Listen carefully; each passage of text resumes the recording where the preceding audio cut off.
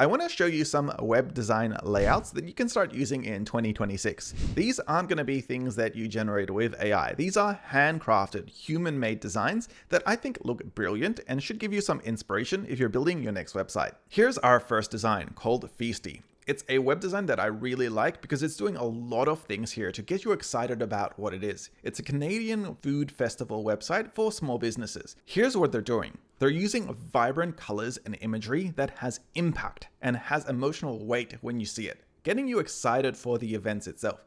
They have all the relevant information here, such as the dates, times, locations, as well as a call to action here to get tickets.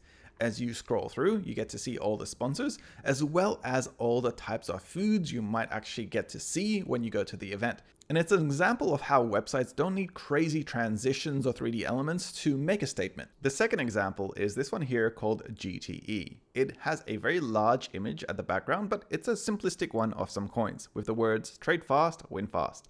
It looks like another trading website. This one has a really cool bento grid in the second section, which again uses very simple line art with a focus on the content itself. The website feels very professional when you go from section to section with this transition of colors. And most of the sections are quite minimalistic, like this one here, which just has one main title, as well as a little description here on the bottom left and a really cool visual to represent it. Now to show you a website with a lot of animation. You don't see it just yet, but as soon as you scroll, you get this flower which spins and expands out all the way until it uses up the entire background. Really cool. There's this nice gallery here showcasing the company and some of the things they do, some additional animation, as well as a team library with some really cool hover effects when you hover over the images.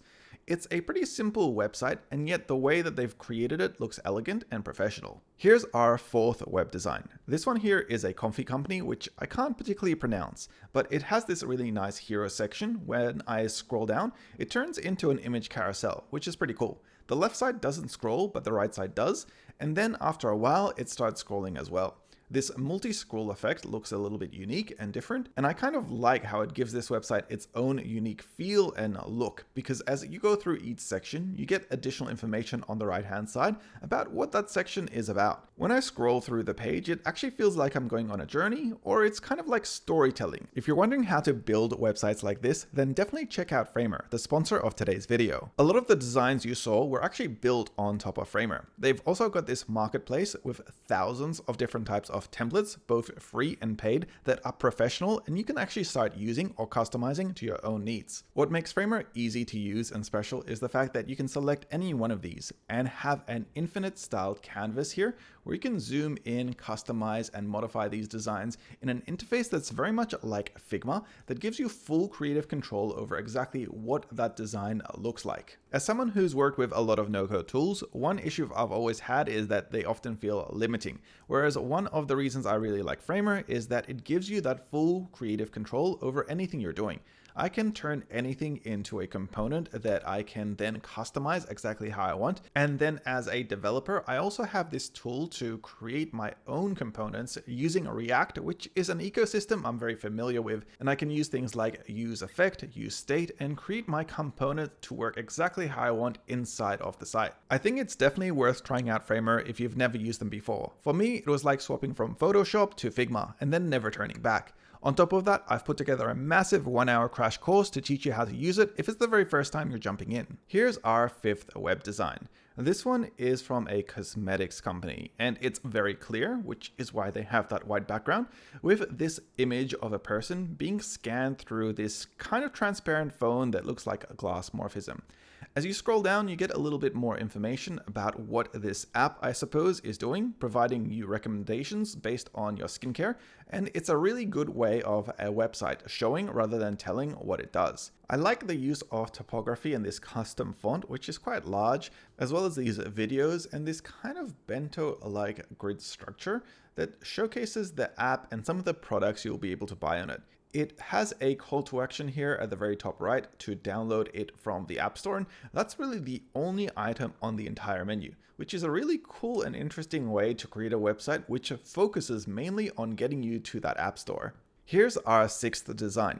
This one here is called Tempo, and it's a tracking app for your Apple Watch. If you have a look and scroll from section to section, you'll see that the watch comes with you, and so does the call to action. There's only one main call to action, which is in this vibrant green color, but I really like how the website ensures that it follows along with you, as it shows you this app in action, as well as some of the details in this nice grid-like structure. The whole purpose of the website is to get you excited about the application, and once you scroll to the very bottom, you're requested to go to the App Store to download it. Here's our 7th web design. This one is from Ugly Cash, and it uses a mix of brutalism and Gen Z design. You have these images which follow your mouse cursor, as well as this bold statement and a preview of the app itself. The main call to action is to get the app, but as you scroll down, you get some basic feature sections here that tells you a little bit more about it, and they're using these bright, vibrant colors, which are catered more to a younger audience. But they have a lot of that brutalism baked in with these large expressive fonts, colors, and design aesthetics. Here's our 8th design, called Comet. It's from Perplexity, and as you can tell, the whole purpose of this design here is to feel very futuristic with these colors and circles, as well as this example of what it is, which is kind of like a web browser, but with a lot of AI baked in. This is something I'm seeing more and more often these days, where you have these sections here for prompts where you can interact with an AI.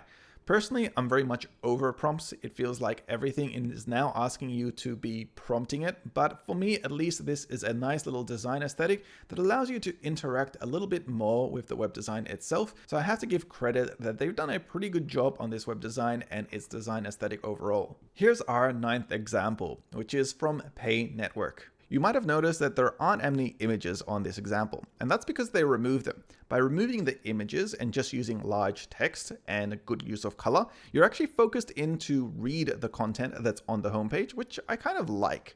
If you scroll through these sections themselves, they're pretty minimalistic and they have a good use of typography. And when they do use images, it's mainly SVG line art, allowing you to still focus in on the content itself. Our 10th design here is from Punked. It's a very hand-drawn minimalistic design that is focused more about the content and the layout rather than the imagery and the animation.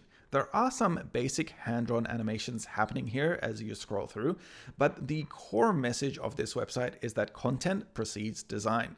I really like the hand-drawn visual of the author themselves, as well as some of the sections and illustrations that they've used, especially in the footer where they've got this contact form and this hand-drawn hand that stretches out to get you to press the button. A big thanks to Framer for sponsoring today's video. Every single website you saw was actually built on top of Framer, so if you want to learn more about them or these examples, then check out the link in the description below.